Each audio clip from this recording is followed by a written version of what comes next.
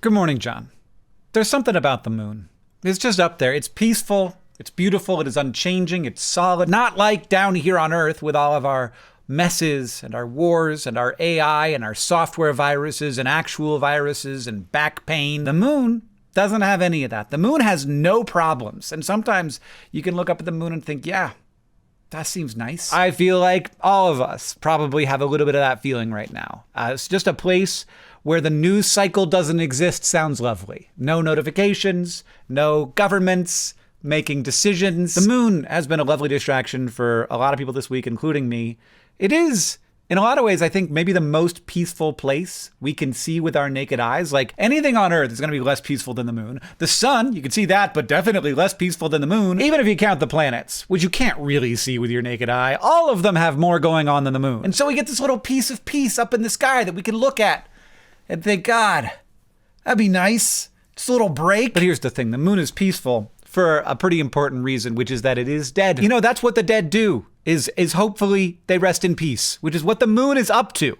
It is resting in peace. It has no wars, but it has no music. It has no back pain, but it has no backs. Like the worldview in which the moon is better than the Earth is the one where all suffering is fixed by getting rid of all things that can suffer. And like technically that would work, but it is not, I don't think, a solution anyone would advocate for. You don't cure a headache by removing the head. And so I feel like kind of caught between this like wanting for the peace of the moon and then looking back upon that want itself and being like, oh, haha, it's all coming from somewhere. And the where it's coming from is a place that I like and that I think is tremendously valuable. Like everything that makes anything matter exists because something alive wanted. And wanting is like what life does. I've made this argument on this channel before that, you know, if you want the shortest possible definition of life, life wants. It's like respond to stimuli thing. No.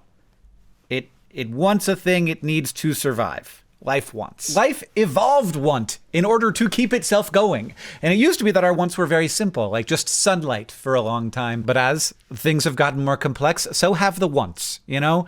Now we operate with a whole symphony of wants. We want connection and good food and novelty and information and safety and beauty and power. And there's a lot to be said, of course, for trying to extract yourself from some of the wants. There's whole ideologies and religions and spiritual paths based around that idea. But the reason why is because want is extremely universal. We're always doing it. We're doing it all the time.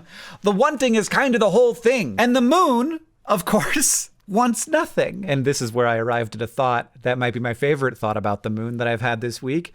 The coolest thing about the moon is us. Like you could imagine an Earth-Moon system where the Earth is just as dead as Mercury and the moon is just as dead as the moon.